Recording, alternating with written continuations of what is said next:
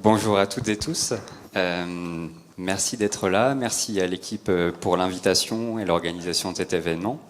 Alors pour commencer et pour vous situer un petit peu ce que vous connaissez du sujet que j'ai envie d'évoquer avec vous, trois petites questions. Est-ce que vous pouvez lever la main si vous avez déjà vu cet ouvrage, ce livre? Ok.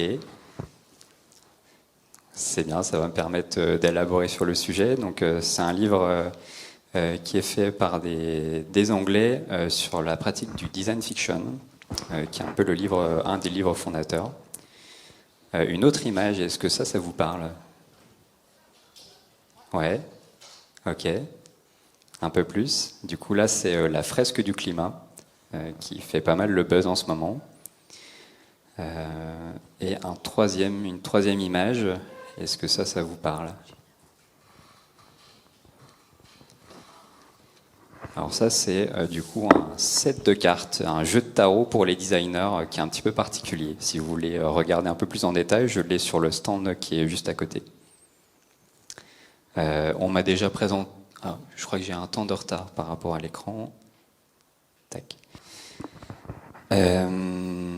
Donc on m'a déjà présenté, je ne vais pas revenir sur cette slide, et du coup pour parler de mon sujet, je vous propose de le détailler en trois parties. Je vais d'abord faire un constat sur la pratique que j'ai, les différentes pratiques du design que je peux avoir, en particulier sur l'animation d'atelier. Je reviendrai sur des expérimentations que je mène et pas mal d'explorations dans un cadre plutôt recherche. Et je ferai un petit récap avec une partie discussion assez courte. Alors déjà sur le constat, du coup pour parler un peu du design, pour resituer ce sujet et comment moi je l'introduis et je le présente. Du coup le design c'est un mot qui est un gros mot valise, on peut mettre beaucoup de choses dedans. Je le distingue en trois approches, donc il y a la partie plutôt sciences humaines, ce qui se rattache beaucoup aux sciences cognitives pour le coup, la psychologie, l'ergonomie, donc en lien avec l'expertise de l'association Cogitergo. Et on parle beaucoup de profils orientés UX, ce genre de choses. Il y a l'approche plutôt liée à l'artistique et graphique, il y a un côté plus esthétique, et il y a une approche plus produit, industriel avec le travail de la matière. Et il y a d'autres versants du design, il y a tout un panel. Je m'intéresse de plus en plus à la science du design, qui va aller chercher une forme d'archéologie, travailler sur une rétrospective des différentes pratiques qui sont menées, et on parle aussi de méta-design. Et après, il y a plein de micro-spécialités. Alors du coup, je fais des tentatives depuis quelques temps de dresser une sorte de panorama des différentes pratiques avec un axe que j'ai choisi entre les sciences et la technique et le côté méthodologique et activiste. Du coup, vous pourrez retrouver pas mal de formes du design et la partie plus UX, plus en lien avec la conférence d'aujourd'hui, se retrouve assez centrale dans cette représentation-là. Et donc, si on revient aux pratiques d'animation, chaque approche de design, chaque designer va mobiliser un ensemble de pratiques, de méthodologies qui sont très très différentes en fonction des disciplines sur lesquelles on a envie de lever une expertise. Je vais plutôt me rattacher à la partie UX, animation d'atelier, prototypage, ce genre de choses, mais pas que. Du coup, sur les animations d'atelier, donc en principe, c'est quelque chose que tous les designers vont faire parce qu'on a besoin d'être en interaction avec les personnes qui vont utiliser les dispositifs que l'on va mettre en place. On a besoin de challenger les idées, de faire du travail de brainstorming et tout ça, et du coup, ce qui implique un certain nombre d'inputs méthodologiques. On va avoir un temps de préparation qui va être très variable, ça va demander... Du coup, il faut qu'on ait une forme d'aisance à l'oral pour pouvoir interagir avec les participantes et les participants à nos ateliers. Il faut savoir à qui on s'adresse. On va pas monter le même atelier entre, des personnes qui sont très pointues sur une technologie versus des personnes dans un hôpital qui sont soumis à d'autres formes de problématiques. On a besoin d'avoir une forme de spontanéité. Les ateliers se déroulent jamais exactement comme on a envie que ça se déroule, comme on l'a planifié à l'origine. Et du coup, on a besoin d'être dans l'instant, de pouvoir rebondir sur des éléments. Et en tant que designer, on a aussi besoin de faire des travaux de synthèse, de concevoir, d'envoyer des livrables quand on a une demande face à un prestataire. Et du coup, on a besoin de le transformer en quelque chose qui soit suffisamment digeste. Du coup, il y a plein d'implicites derrière l'animation d'un atelier. Entre un atelier qui va se manifester avec juste un travail sur des post-it et des choses qui sont très volatiles, c'est assez difficile de capter des éléments, mais ça permet une grande flexibilité. Et l'image qui est en dessous, ça donne aussi une rendu d'un livrable qui peut être utilisé. En l'occurrence ici, c'est une expérience map. Il y en a peut-être qui sont familiers avec vous sur ce genre de restitution. Et donc dans les pratiques d'animation d'atelier et les méthodologies du design, on va retrouver un ensemble de librairies, d'outils méthodologiques qui sont plus ou moins connus. Parmi les plus connus, les deux premiers, il y a le design thinking qui est même enseigné maintenant dans tout type d'école, que ça soit du commerce jusqu'à l'informatique. Et on a la méthode du double diamant aussi qui revient assez souvent et qui fête ses 20 ans depuis quelques jours. Là, ils ont annoncé la version 4.1 du double diamant, avec nos voisins anglais du Design Council qui travaillent là-dessus. Il y a plein d'autres méthodologies. Et du coup, chacune, alors je les maîtrise pas toutes, mais elles ont tous plus ou moins on est confronté à un certain nombre de problèmes quand on est face à de l'animation d'atelier. Parmi les problèmes, il y a un certain nombre de choses qu'on cherche à éviter. Quand du coup on est face à, je sais pas, 20, 30 personnes, quand on doit animer notre atelier, si quelqu'un commence à sortir son PC, son téléphone portable, on l'a perdu et du coup potentiellement on perd des gens en cours de route pendant les ateliers. Ça fait partie des problématiques qui sont assez récurrentes. Il y a la problématique de ça. Essayer d'avoir un temps de parole qui soit suffisamment équitable entre les différentes personnes. On a souvent des personnes qui arrivent à bien s'imposer face à d'autres pendant un atelier. Du coup, c'est assez compliqué à gérer parce que du coup, on n'a pas un recueil des points de vue qui sont suffisamment bien balancés. On peut avoir aussi une forme de crispation, comme quand vous devez écrire un rapport et puis vous ouvrez votre traitement de texte sur une feuille blanche. C'est pas toujours évident de savoir par où commencer. On peut avoir la même problématique en atelier quand on vous donne un ensemble de post-it et on se débrouille, on doit trouver des idées. Il y a aussi la problématique à essayer de tenir les délais. Quand on a un atelier contraint de 2 heures qui mobilise un certain nombre de personnes qui ont fait un déplacement exprès pour ça, et qu'on n'arrive qu'à la moitié de nos objectifs, c'est compliqué. Et après, il y a d'autres facteurs comme la complexité de la tâche qui peut être plus ou moins facile quand on se donne des objectifs ambitieux. Et après, nous, derrière, il faut qu'on soit en capacité de proposer des livrables. Donc voilà quelques exemples de problématiques. Et après, je vais essayer de vous montrer comment la pratique le côté ludique, les jeux vidéo et les jeux sérieux peuvent être utiles pour lever quelques-unes de ces problématiques. Là, je vous ai mis une illustration d'un atelier assez classique. Ça marche bien le micro ?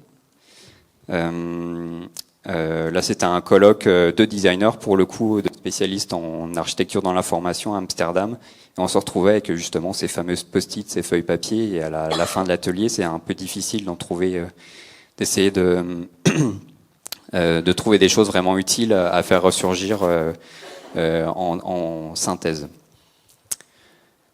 Alors, pour vous présenter quelques expérimentations et ce que j'essaye de pousser comme pratique, je vais déjà faire un petit détour sur le design fiction, du coup avec la première image que j'ai montrée en début de présentation.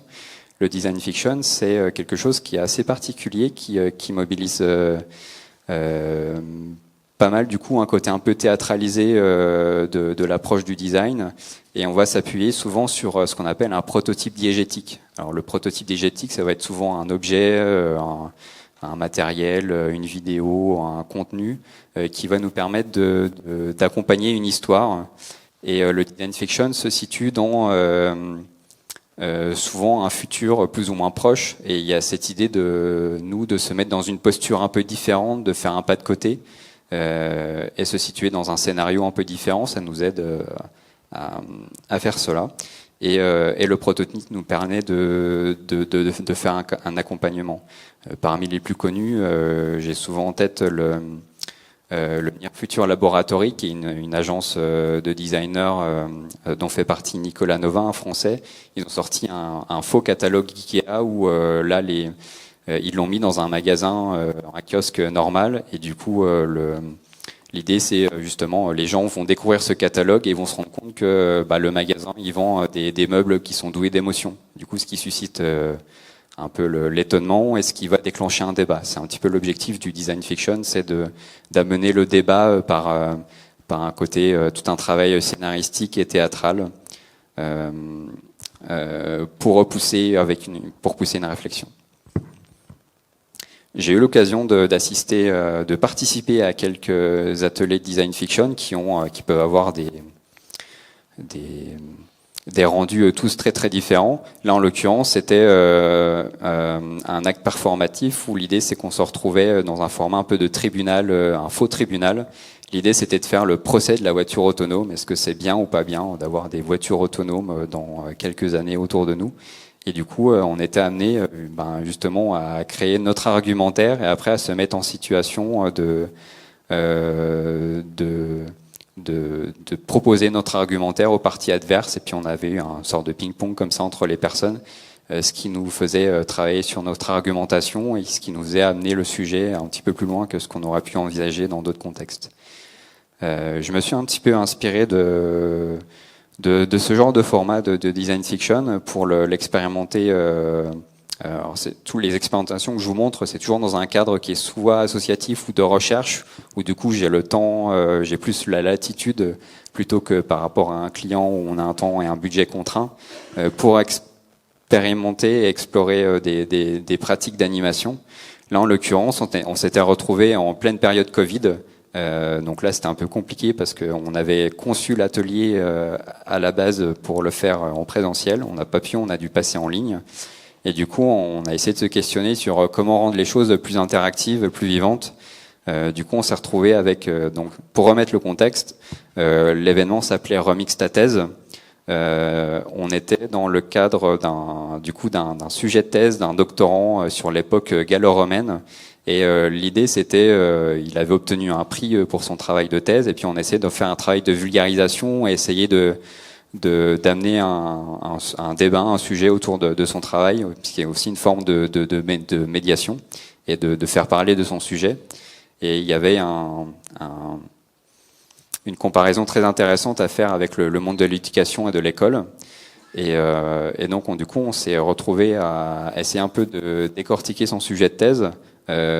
Lui-même, le doctorant, s'est mis en posture pour amorcer le sujet, pour se mettre en immersion dans cet atelier. Il a créé une vidéo qui s'est il s'est positionné dans une des arènes qui est juste à côté. Je crois que c'est les arènes de Lutèce, pour se mettre un peu dans le cadre. Du coup, on positionne le cadre. On est dans l'époque gallo-romaine. Et après, donc, on proposait au public de s'incarner dans un personnage. Alors, on avait créé des personnages fictifs. On va se mettre dans la peau de Jules César, de je sais plus quelle personne de l'époque gallo-romaine, et pour se mettre vraiment dans la peau de quelqu'un d'autre, et puis pour se dire, on va avoir des compétences ou un point de vue un peu différent, ce qui nous permet aussi nous-mêmes de faire un pas de côté sur nos propres croyances et sur ce quoi on se raccroche sur l'état de la société actuelle, par exemple. On pensait pas de la même façon il y a 500 ans que maintenant. Et du coup, ce côté un peu se mettre dans la peau d'un personnage est assez intéressante. Et après, en plus de ça, on a créé une sorte de faux procès. On se retrouve on est un détective, on a une affaire, une enquête à résoudre. On a créé des fausses pièces à conviction. Et on se retrouve dans une forme de débat, de joute verbale, à la sauce un petit peu sénateur romain. J'ai un problème à résoudre, et du coup, chacun va aller pousser son argumentaire face au camp adverse, et puis on va essayer de discuter de ça avec toujours ce côté un peu théâtralisé. Du coup, on se met dans une situation un peu en mode hémicycle. Il y a ce côté, du coup, on fait une mise en scène. Là, en l'occurrence, pour la partie Covid, on l'a fait dans une version un peu numérique 2D. C'est l'image que vous voyez en haut. Du coup, il y avait différentes salles, des petites animations, et puis on avait positionné un jury. du coup qui était, il fallait justement soumettre notre argumentaire au jury. Et du coup, il y a eu comme ça des interactions, et après les gens retournaient brainstormer dans leur salle et revenaient. Et du coup, on a eu des allers-retours comme ça. Et à la fin, il y a eu une délibération du jury. Alors on a refait cet atelier du coup en présentiel pour le coup dans le cadre d'un événement sur le droit qui nous a permis de pousser un peu plus loin justement le côté interactif et la vraie mise en scène physique.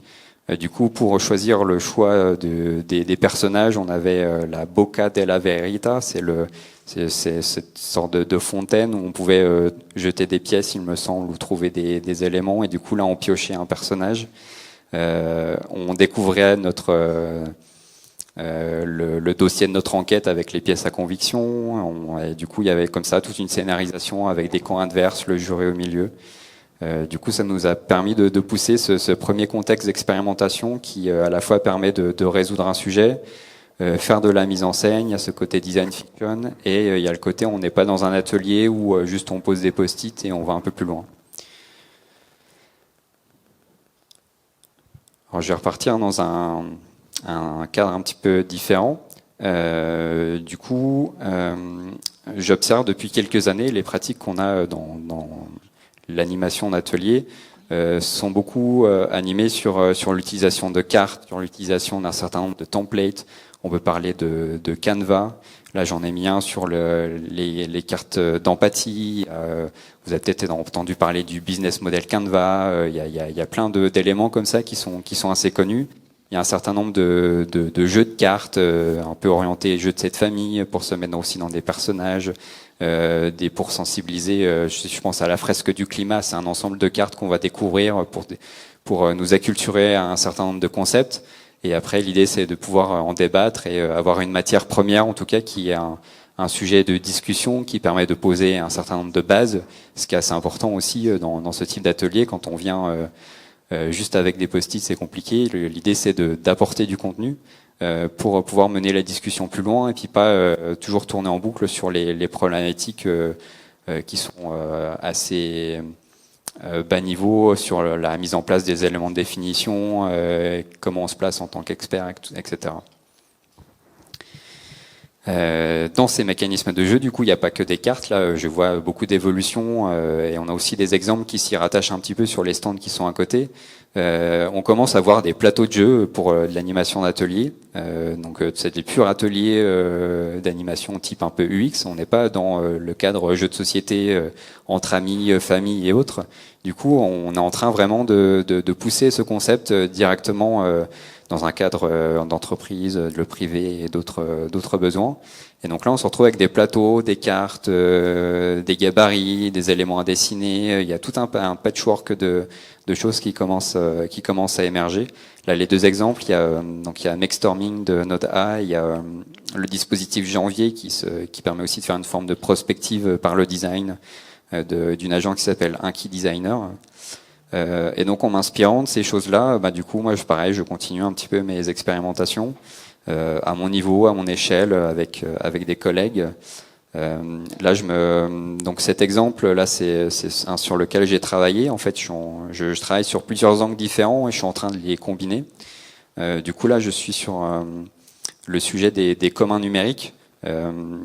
Dans l'entreprise avec laquelle je travaille, on a l'occasion de collaborer avec le ministère de l'Environnement, l'ADEME, ou l'ANCT, l'Agence nationale de la cohésion des territoires, ou encore le ministère de l'Éducation.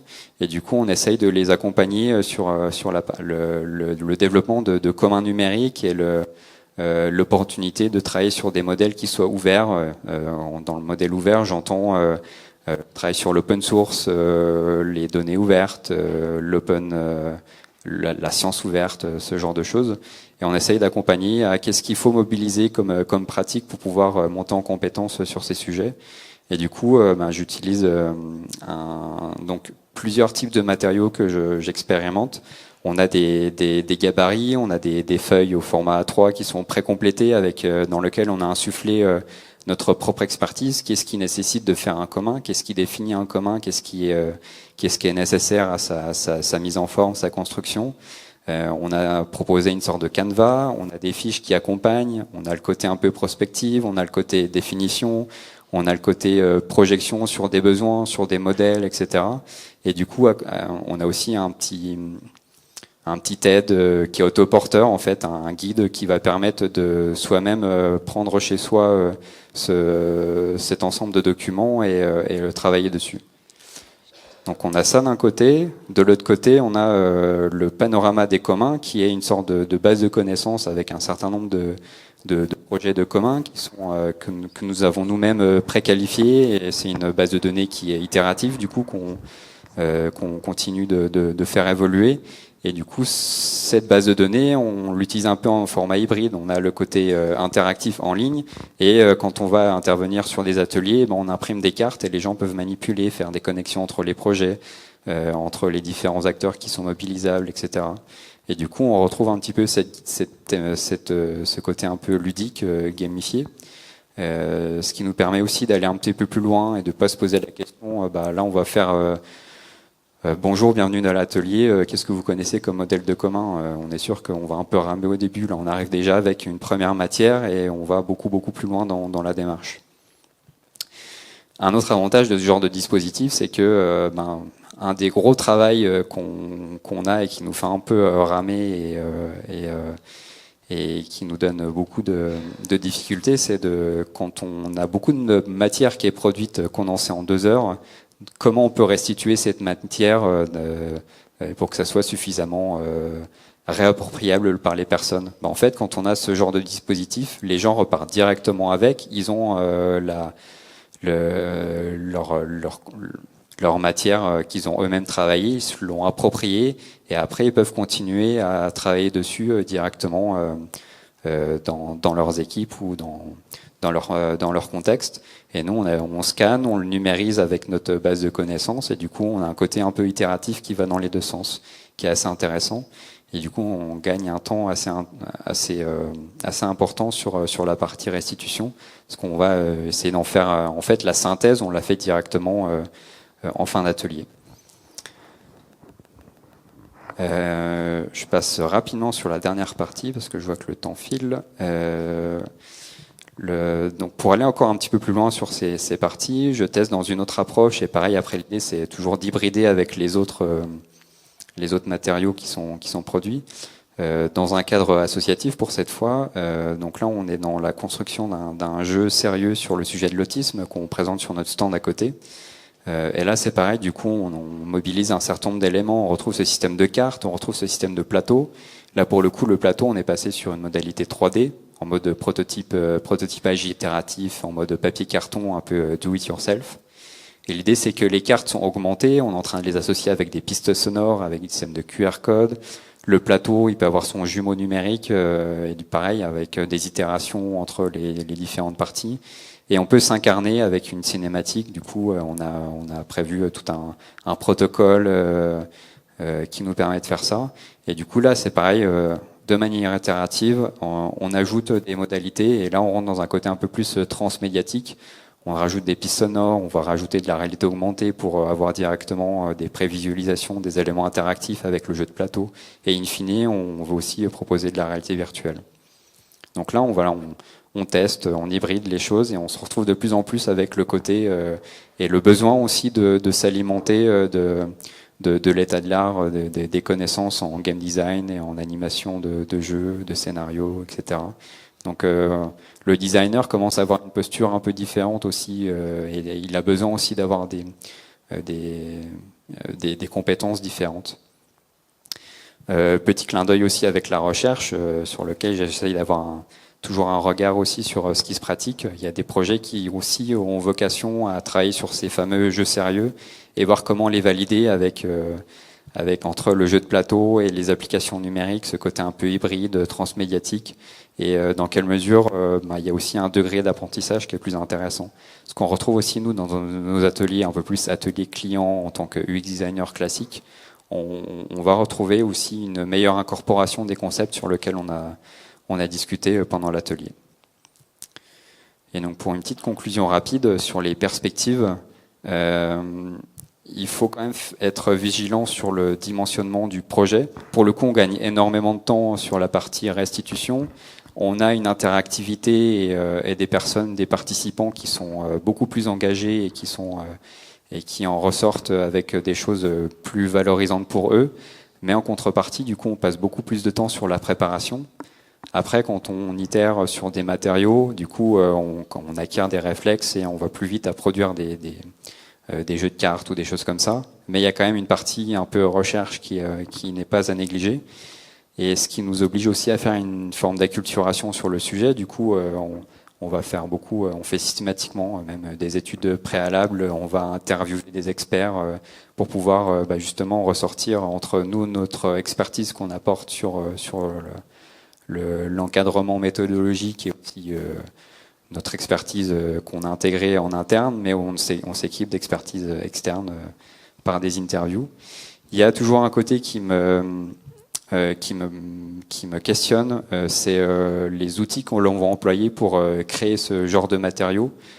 Souvent, on va avoir des outils qui sont soit très techniques, basés sur la sémantique, le texte, on va pouvoir faire des choses plus ou moins automatisables. On va rentrer dans du code, dans de la technique, et on a des outils qui sont beaucoup plus centrés sur le côté esthétique. Pour le coup, là, on va avoir des jolies cartes, des jolis plateaux de jeu et tout ça. Et le croisement entre les deux est encore pas très évident. Je fais beaucoup de recherches sur ces sujets. C'est pas forcément facile. Et dans le contexte dans lequel je travaille, on essaie systématiquement de faire ça avec des outils qui soient libres et open source, ce qui rajoute une couche de complexité parfois supplémentaire. Parfois, c'est aussi plus facile. Dans les perspectives d'évolution, du coup, potentiellement, avec ces fameuses intelligences artificielles, ces capacités à générer du contenu plus facilement, ça peut nous aider aussi à faire tout le travail préparatoire en amont. Ça ne dispense pas de proposer un suivi dans le temps pour pouvoir voir comment le projet évolue et acculturer dans les équipes. Il y a une dimension éducative à creuser, les perspectives transmédia, il y a l'évolution du rôle designer que j'ai évoqué. Il y a aussi le fait d'essayer de mettre à disposition ce genre de pratique de manière open source, libre, pour penser comme un commun, pour qu'elle soit plus réappropriable par d'autres. C'est des choses qui me tiennent assez à cœur. Voilà, du coup je conclue un petit peu là-dessus. Si vous voulez des références et les slides, je les mettrai à disposition sur notre page web. Je suis à côté sur le stand si vous avez des questions supplémentaires et je vous remercie pour votre attention.